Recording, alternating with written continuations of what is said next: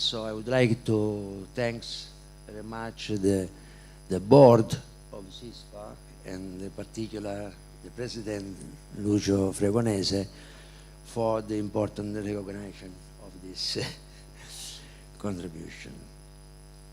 We would like to thank all the institutions contributing this Congress. Thank you very much.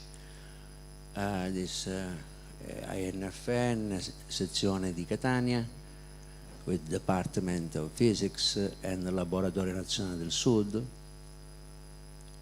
and Centro Siciliano di Fisica Nucleare e Struttura della Materia, and Dulcis in Fundo from Catania, the project Lauree Scientifiche Fisica, represented the national level by Giuseppe Timmè.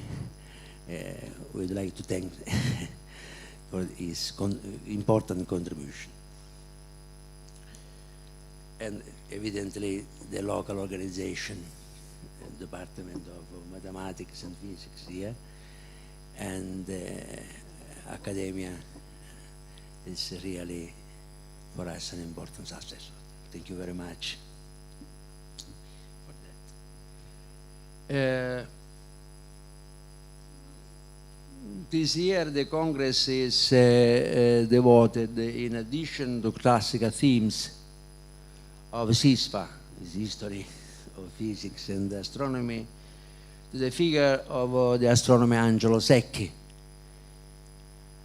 to the physicist Ettore Majorana. And we want also to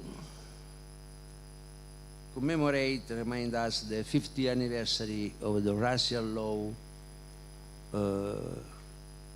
against Jews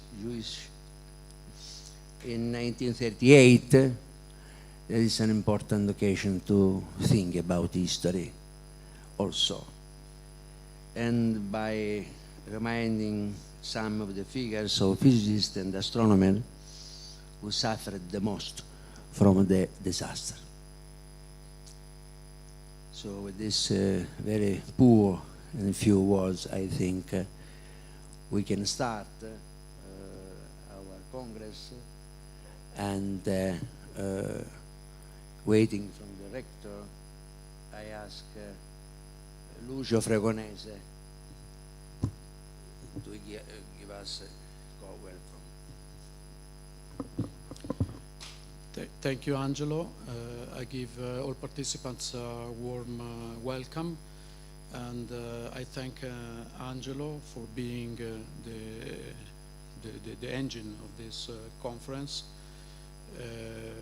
which is involved with different important themes and anniversaries, as Angelo already reminded us.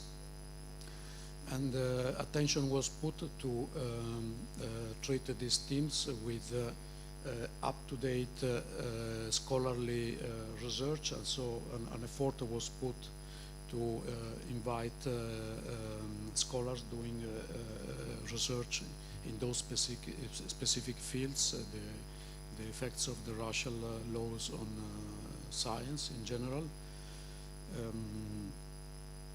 Angelo Secchi, one of the fathers, considered one of the fathers of modern astrophysics, and Ettore Majorana, and the 80th anniversary of his disappearance, and connected the themes because also the context is very important. Fermi, and we will have talks considering not only Majorana but also Fermi, Pontecorvo, and others. The opening session this morning is a sort of summary of the themes which we will address during the conference. It was a good idea of Angelo to introduce all the themes with one talk in each of the various areas. So this will be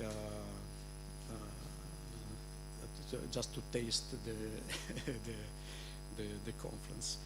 The conference has been possible thanks to many institutions and individuals involved in the work, and so I would like to thank the local institutions, the University of Messina, and the Accademia Peloritana dei Pericolanti, which is hosting us and which is part of the university, the INFN section of Catania with the director in Solia, Laboratori Nazionali del Sud, director Giacomo Cuttone. I would like to thank also the Progetto Lauree Scientifiche and the cooperation of Josette in me. This connection is important with students and with the school and with the university. The conference will host an important event, which is the first best paper, the first SISFA best paper prize for young scholars. This is the first time we give a prize, and this is a sign of attention to young scholars. And another one will be an invited talks by recent initiatives in the world of students from the bottom. There is a need of history of physics, history of the disciplines. The students normally study in their university courses, and so we will have other younger people giving their point of view on the disciplines, on the importance of our disciplines, the history of physics and astronomy. I would like to thank also Enrico Giannetto, who in particular made possible the talk, the cooperation with Professor Eilif, and we will start with the fascinating topic, always fascinating topic of Newton. Okay. So.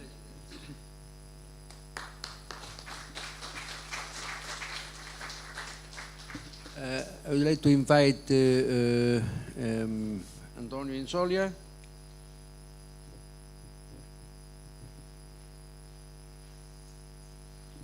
For INFN. Director of INFN. Thank you so much, Angelo. Good morning, ladies and gentlemen, dear colleagues. It's a pleasure for me as director of the Catania division of the National Institute of Nuclear Physics to welcome you to Messina and to Sicily.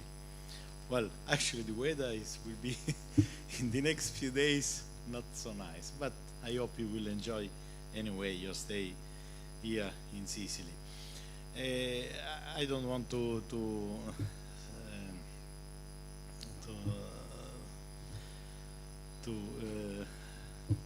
waste your time. Just I want to say that I don't need to remind you how important is history of science and history of physics to understand our roots, where we come from and where we are going. When I was student at physics, so many years ago now, I had a course in history of science, mainly focused on history of physics. Was Renato Pucci, my teacher, and he's planned to give a talk on Guglielmo Marconi, I think, on this in this conference. Actually, even if he was not, how to say, an historian of, was not working specifically on history of science. He is a solid-state physics. Actually, he's now emeritus professor in Catania University. I remember very much the way he was specifically focusing on Galileo and Newton, and this has been really a sort of guide forever in my life. Okay, so thank you so much. Enjoy this day and the conference. Thank you so much for being here.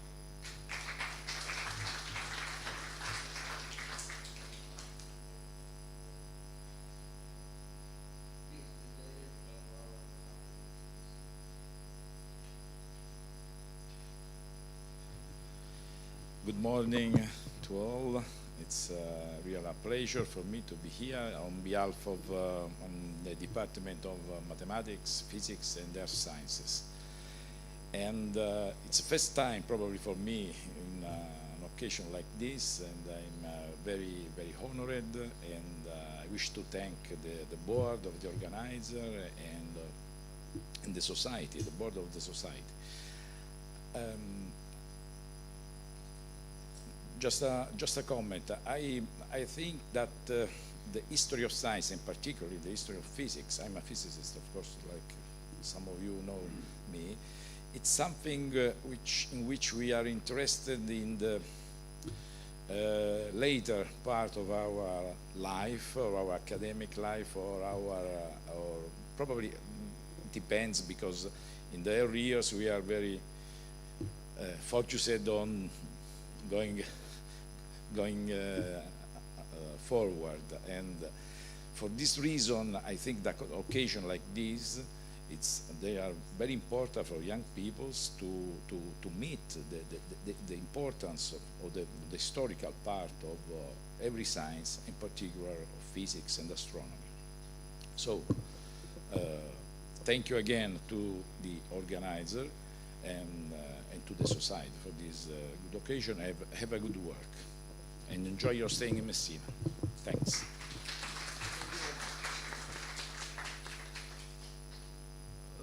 Professor Paolo Giaquinta for the Accademia.